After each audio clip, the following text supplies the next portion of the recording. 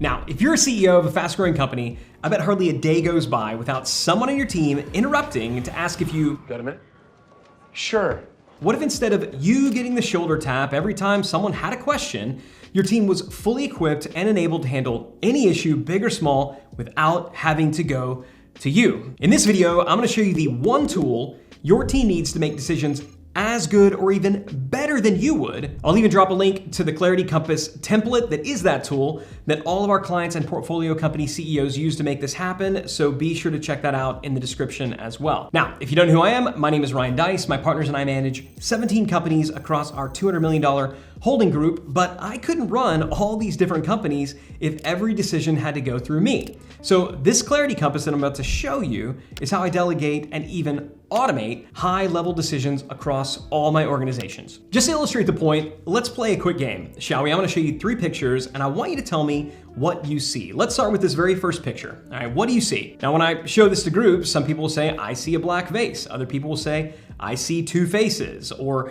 I see a pedestal table. What about you?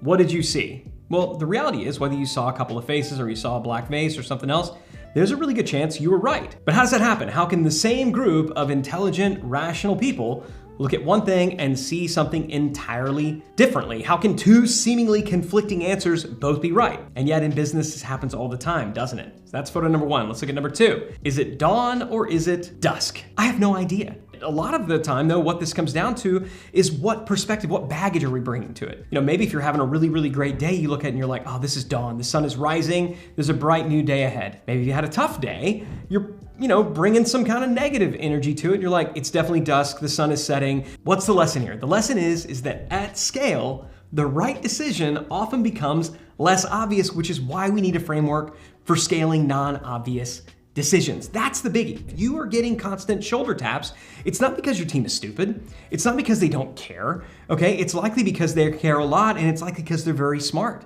It's likely because you got 2 different groups looking at it going like, ooh, it could be this, or it could be that. I'm not sure. Let's go ask the boss. Tap, tap, tap. If we want to avoid the tap, tap, tap, we need to give them a framework for coming up with the decision the same way that you would do it. That's what this video is all about, and I submit to you that when you are making a decision, whether you realize it or not, you're running it through a 4-part framework, and we call it the 4 cases. Filter number 1 is the company case, right? In other words, will this get us closer to our stated goal? That is probably the very first filter that you run anything through. Filter number 2 is the customer case. The question that we're asking with the customer case is, does this align with our company's greater purpose and why? Now, I'm all for having mission-driven companies and organizations, but I submit to you that you're probably not gonna say yes to something that is true to the mission if it doesn't get you closer to your business goals. Because if you're not closer to your business goals, in fact, if it's gonna negatively attract those, you're likely to go out of business, which means your mission is gonna fail anyway. Third, now we get into the culture case. In other words, does this align with our company's stated values? In other words, is this good for the team? Is the team gonna like that we are doing this? And then lastly, the 4th one, the competitive case. Can we expect to win in the marketplace if we do this? In other words, can we pull it off? These are the 4 filters that you're running them through. Give your team, if you can give your leaders, the folks around you, the way that you would approach all 4 of these cases, then guess what? They can make decisions as good or better than you. Plot these 4 cases on what we refer to as a Clarity Compass. So at the North Star, what we have is our 3-year target. The 3-year target is where we make the company case. Now below that, we've got the company purpose, we've got our core values, this is the culture case, and then to the left, in the west, we've got our strategic anchors, and this really helps us to define the competitive case. So let's get into how this works and why this works. The reason this is so powerful is because it really is the company purpose that's gonna push you towards your goals, towards that 3-year target. But it's your core values and your strategic anchors that keeps you on track. And if we can take these 4 elements and we can put them literally on a single sheet of paper that we refer to as a Clarity Compass, what you're doing is you're taking your decision-making brain, your decision-making framework, and you're passing it out to every member of your team. So this is the tool that you're missing. This is the tool that you need, so let's talk about how you can build a Clarity Compass of your own. The first step is simply to define your 3-year target. Where do we want to be in terms of revenue and profitability 3 years from today? The idea is that in 3 years, you're gonna hit the target, hopefully, and you're gonna set another one. Our 3-year target is to scale our top line revenue to X, while maintaining a profit margin of Y by serving Z customers. For us, when we're working with our clients, we have two recommended goals. The first one is what we call top line to bottom line. What would it look like to transform your current top line revenue into your future bottom line bankable profit? So if you generated $2 million in revenue last year, what would need to be true for you to generate $2 million in profit while maintaining or improving those profit margins? So that's a top line to bottom line goal. At a bare minimum, you should look to double both your revenue and profitability in 3 years. So if you're kind of stuck on what to do, consider first, can we go top line to bottom line, or should we look at doubling in 3? Either way, get clear about this and make it clear to your team. Put that on the clarity compass right up top. I'm not suggesting that you open up all aspect of your books and your finances to your team. What I am suggesting is that it does make sense to say, these are our revenue targets and this is our profitability target. Now we need to move on to step 2, which is to define the company purpose, which is actually the customer case. So your company purpose statement is that customer first concept. It is that idealistic, that aspirational, that inspiring vision and mission that you have for your company. Your company purpose is the guiding light that's saying, this is what we want to bring about in the world. This is what we believe to be true about the world and our place in it. So it's impact centric.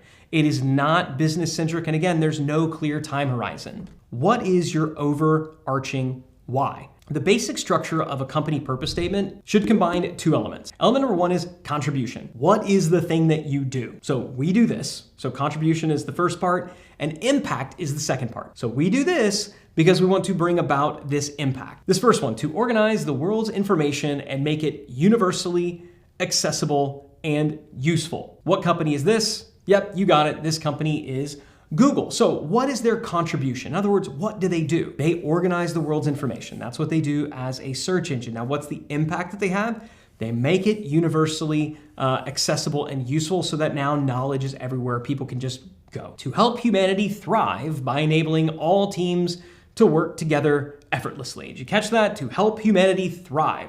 So what is their contribution? They help teams work together effortlessly. What is their impact? The very thrival of humanity. This is Asana, if you didn't know, and in my opinion, this is an example of a bad purpose statement. Yep, I said it, and if you're watching this from Asana, I love you, I mean it, I think your products are great. This is an example of the type of airy-fairy ivory tower purpose statements that I see companies put out, but to go so far as say, yeah, we're gonna help humanity thrive, maybe it's just me, I'm buying it. Not only do you wanna make sure that it's differentiated, you wanna make sure that it's real. Craft your own company purpose statement and put that down at the South Pole of your clarity compass. Again, this is what's gonna give the fuel that's gonna push your team, everybody around you, maybe even your entire category towards that business objective. So we got the North and the South. That's what's gonna give us that forward momentum. Now we gotta stay on track and do that. We gotta go step 3, core values. Core values are those inherent natural traits of the leadership of the founding team. They're the generally accepted standard of behavior, and they basically answer the question, how do we behave? Good chance your company already has core values, at least a list of values, but there's a really good chance that your values aren't truly core values. And that's because there's a lot of different types of values. I gotta give credit, by the way, Patrick Lencioni learned this from him in his book, The Advantage. Type of value number 1 is your core value. Core value are those inherent, natural, and this is important, positive traits. Now compare that to aspirational values. Aspirational values, they're positive, they're happy, they're desirable, but they're not necessarily natural, they're not necessarily inherent. In other words, you're not actually living these out as a company. The third type is accidental values. Accidental values are existing behaviors. So these are the inherent natural behaviors, but they're not necessarily positive. In fact, they could be negative and they need to be squashed. So you see this at a lot of, startups where maybe they've got, a real big bro culture there where it's kind of like a locker room type environment. It's not okay, right? It's not okay if you want to, have a more diverse and inclusive culture. So you need to acknowledge this is an accidental value. We need to squash it. The last type is the type that most companies have on their core values list, and these are permission to play values. These are the base level values. These are things like integrity, honesty, hard work. I mean, if you're gonna put integrity, honesty, and hard work as one of your core values, you might as well just say breathes oxygen, okay? What we are looking for are core values. In other words, they're not aspirational because they're positive, but you actually do it. They're not accidental. You do them, but they're good, and they're not permission to play, meaning everybody can't do it. So evaluate your core values, see what's missing, add those to the list as well. Lastly, we move west. We talk strategic anchors, and what we're thinking about with strategic anchors is What are your clear competitive advantages? What will you say yes to because you have every reason to believe that you're going to win? I love this definition of strategy by Michael Porter, who's quite literally the author of the book on strategy. He said, the essence of strategy is choosing what not to do. So my question is,